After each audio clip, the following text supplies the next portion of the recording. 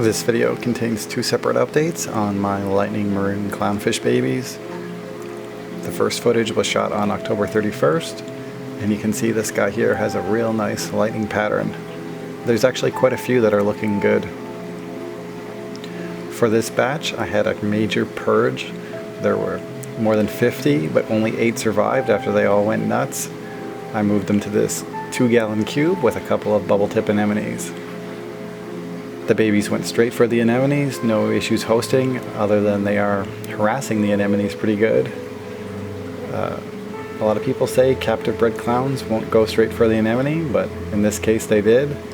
Of course, bubble tips are the natural host for maroon clownfish. Unfortunately, one of these 2 anemones did get stuck in the pump.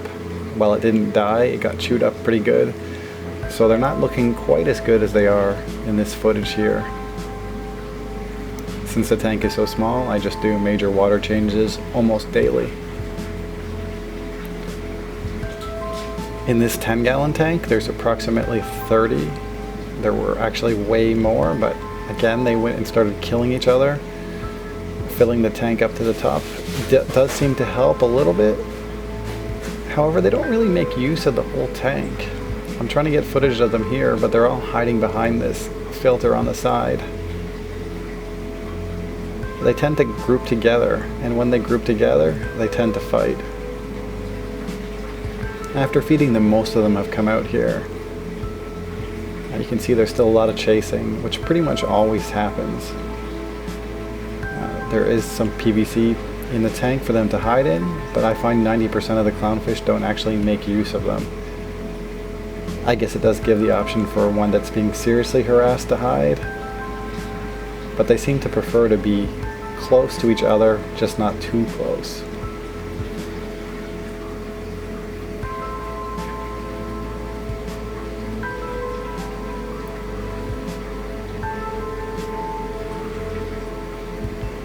Overall, this batch is doing really well. This part was shot 2 weeks ago, and 2 weeks later, I haven't lost a single one since, and they are noticeably bigger.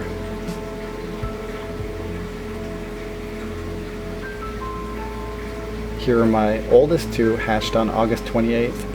You can see the one on the left has quite the mohawk, but if you look closely, both of them have seriously tattered fins, despite the fact they got plenty of hiding spots. They always stay within an inch or 2 of each other.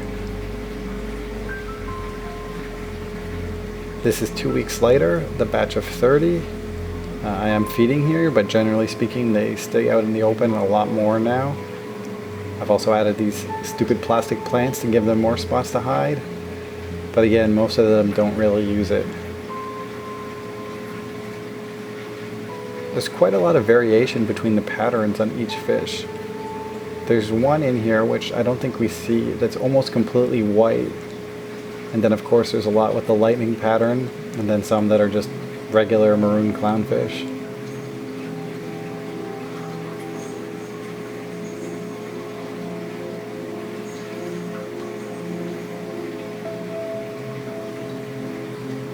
I think as long as I can provide them enough space, most of these guys should make it to adulthood.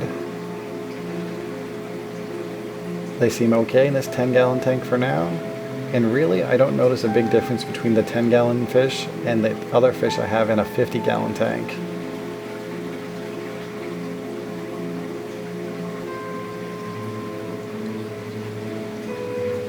Here's one more look at the oldest 2.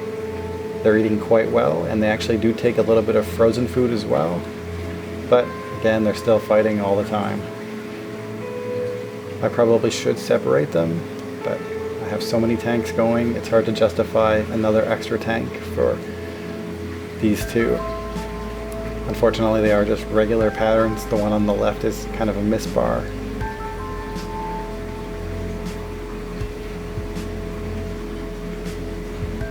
I tried to get some tank dividers, but the ones you can buy in the store just suck. This is another look at my second oldest batch.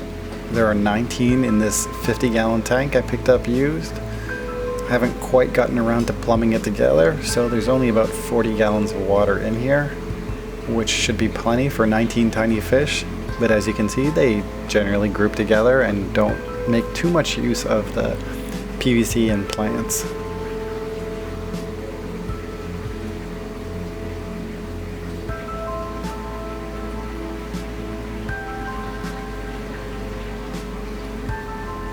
So to recap, I have a 10-gallon tank, a 50-gallon tank, a 2-gallon cube, another 10-gallon tank, and a 5-gallon tank. And I think that's it for now.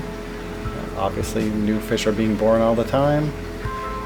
While my breeding pair has slowed down a bit, I do have more eggs, which will be hatching later this week. I'll be posting more updates in the future. Thanks for watching. If you have any questions, I'll be happy to answer them. I am still very much a newbie as far as breeding fish, but I've learned a lot over the past few months. Happy reefing.